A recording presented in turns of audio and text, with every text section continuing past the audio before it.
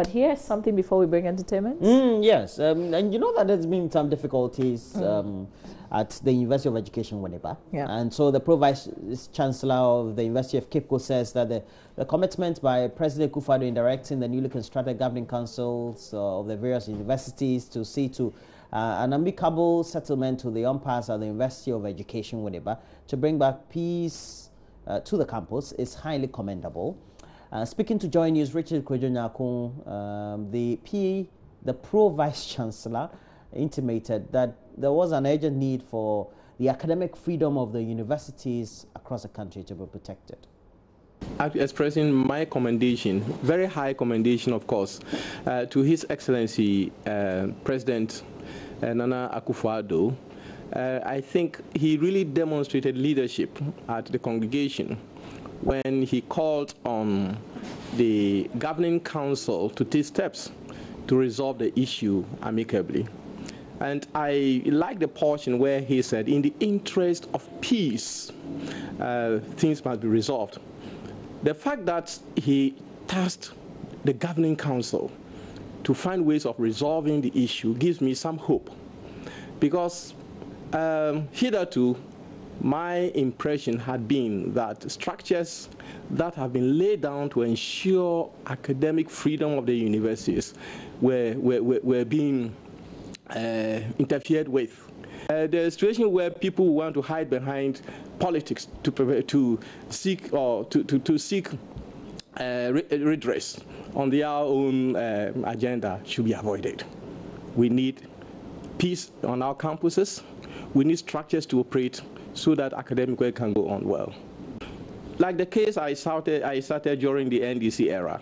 This was an individual who had issues with a rector whom he had perceived to have come from the opposite, specifically the MPP. And so as soon as the government changed, he said, no, the person must go. Okay, that was the issue.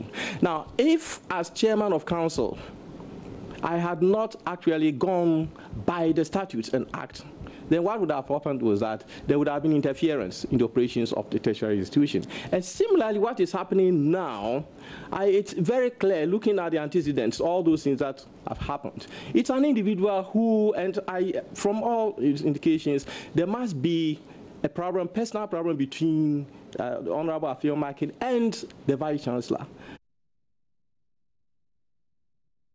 We have Richard Kwejo-Nyakun on the line. Richard, good morning to you.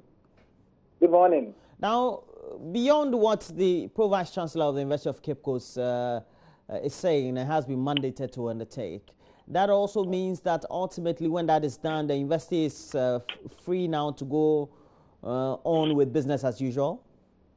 Yes, the university had its congregation over the weekend, and so first to be there was the Minister of State in charge of Tertiary, Professor Kwesi Yanka, and he was calling on the newly constituted governing council to, as a matter of urgency, see to the back of this case. And what he means is that they should opt for an out-of-court settlement because the case is currently pending before the Rimba High Court. And so he wants the parties to come home and then settle the matter amicably.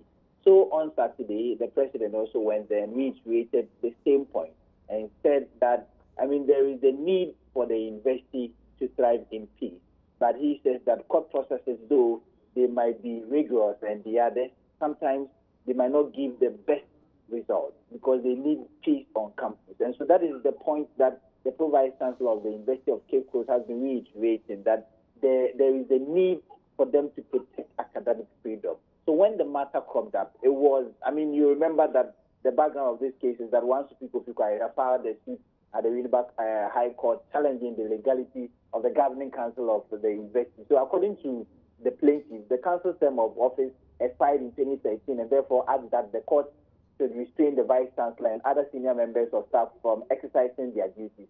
But people feel that, there is one leg of the sword that is being handled, because if there is an order for the vice-chancellor of the university who has benefited from an illegal council to step aside together with the finance officer of the university, then the pro-vice-chancellor who also benefited from the same illegal council should have been asked to also step aside. But now the Pro-Vice Chancellor is acting as the acting Vice Chancellor. And to them, it is not in the statute of the UEW, because according to the statute of the university, when that thing happens, it is the senior most dean that should be made to act as the Vice Chancellor.